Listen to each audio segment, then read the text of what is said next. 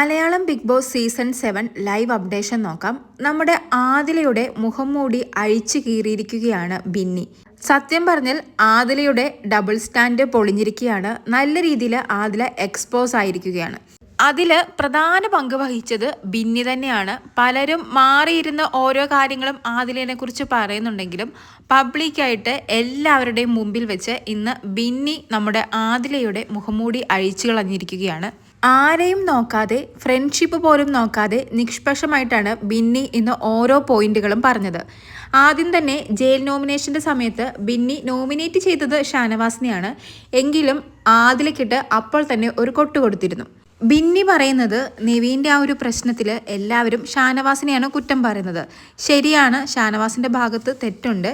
എങ്കിലും ആ ഒരു പ്രശ്നം ഇത്രയും പുകച്ചുകൊണ്ട് വന്നതും എല്ലാവരുടെ മുമ്പിലും ആദ്യം പറഞ്ഞതും ആദിലയാണ്.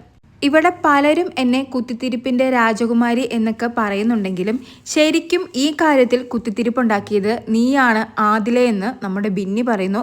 ആ സമയത്ത് ഷാനവാസ് നല്ല രീതിക്ക് കൈയടിക്കുന്നുണ്ട്.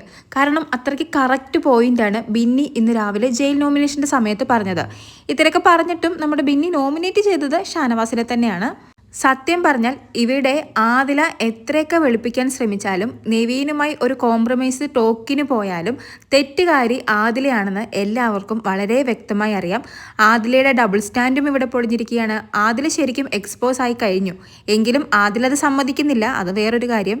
പിന്നീട് നമ്മുടെ ബിന്നി പറയുന്നത് നിവീനും ആര്യനുമൊക്കെ കുറച്ച് എക്സ്പ്രസീവാണ്. എനിക്ക് അങ്ങനെയാണ് തോന്നിയിട്ടുള്ളത്. എന്നാൽ ഈ ഒരു പ്രശ്നം വന്ന സമയത്ത് ആദില എല്ലാവരോടും ചോദിച്ചിരുന്നു നിവീൻ അങ്ങനെ എക്സ്പ്രസീവ് ആണോ എന്ന്. ബിന്നിയോടും ചോദിച്ചിരുന്നു, അനുമോളോട് ചോദിച്ചിരുന്നു, അങ്ങനെ എല്ലാവരോടും ചോദിച്ചിരുന്നു.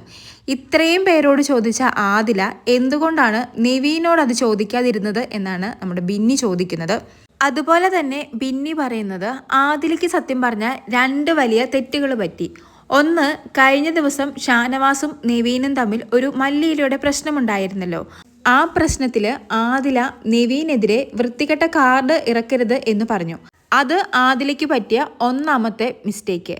പിന്നീട് അതിനെ ന്യായീകരിക്കാൻ വേണ്ടി ഷാനവാസിനെ കൂട്ടുപിടിച്ചു. അതാണ് ആദിലയ്ക്ക് പറ്റിയ രണ്ടാമത്തെ മിസ്റ്റേക്ക്. ബിന്നി പറയുന്നത് നിവീനെതിരെ അങ്ങനെ ഒരു ആരോപണം പറയുന്നതിന് വേണ്ടി ഷാനവാസിനെ കൺവീൻസ് ചെയ്ത് കൊണ്ടുവന്നത് ആദിലയാണ് എന്നാണ്. ആദിലയ്ക്ക് നൂറയെ വിശ്വസിക്കാം. കാരണം നൂറ ആദിലയുടെ പാർട്ട്ണറാണ്. എന്നാൽ എന്ത് വിശ്വാസത്തിൻ്റെ പുറത്താണ് ഇവിടുത്തെ ഒരു കണ്ടസ്റ്റൻ്റായ ഷാനവാസിനെ അക്ഷരം പ്രതി വിശ്വസിച്ച് ഓപ്പൺ നോമിനേഷൻ്റെ സമയത്ത് ഷാനവാസ് പോലും നോമിനേറ്റ് ചെയ്യുന്നതിന് മുമ്പ് ആദില വന്ന് നിവീനെതിരെ അങ്ങനെ ഒരു ആരോപണം പറഞ്ഞ് നോമിനേറ്റ് ചെയ്തത്? അത് സത്യം പറഞ്ഞാൽ ആ വൃത്തികെട്ട കാർഡ് ഇറക്കരുത് എന്ന് പറഞ്ഞതിനെ ന്യായീകരിക്കാൻ വേണ്ടി മാത്രമല്ലേ എന്നാണ് ബിന്നി ചോദിക്കുന്നത്. ഇതെല്ലാം പറഞ്ഞതിന് ശേഷം ബിന്നി ഒരു പ്രധാനപ്പെട്ട പോയിന്റും കൂടി പറയുന്നു. ആദിലയ്ക്കും നൂറയ്ക്കും ഈ മാറ്റങ്ങളൊക്കെ സംഭവിച്ചത് റിയാസ് വന്നതിന് ശേഷമാണ്. റിയാസ് വന്നു പോയതിനു ശേഷം ആദിലയും നൂറയും ഷാനവാസിനോട് സംസാരിക്കുന്നത് വരെ കുറച്ചു എന്നാണ് ബിന്നി പറയുന്നത്.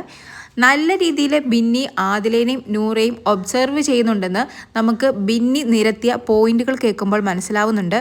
സത്യം പറഞ്ഞാൽ ശരിക്കും എല്ലാവരുടെയും മുമ്പിൽ നമ്മുടെ ആദില എക്സ്പോസ് ആയിരിക്കുകയാണ്. അല്ലെങ്കിൽ ബിന്നി എക്സ്പോസ് ചെയ്തിരിക്കുകയാണ്. എന്നിട്ടും അവിടെ കിടന്ന് മെഴുകുന്നുണ്ട് ആദില. അതിലൊന്നും ആർക്കും വലിയ വിശ്വാസമൊന്നുമില്ല. കൂടുതൽ ലൈവ് അപ്ഡേറ്റുകളുമായി വീണ്ടും വരാം.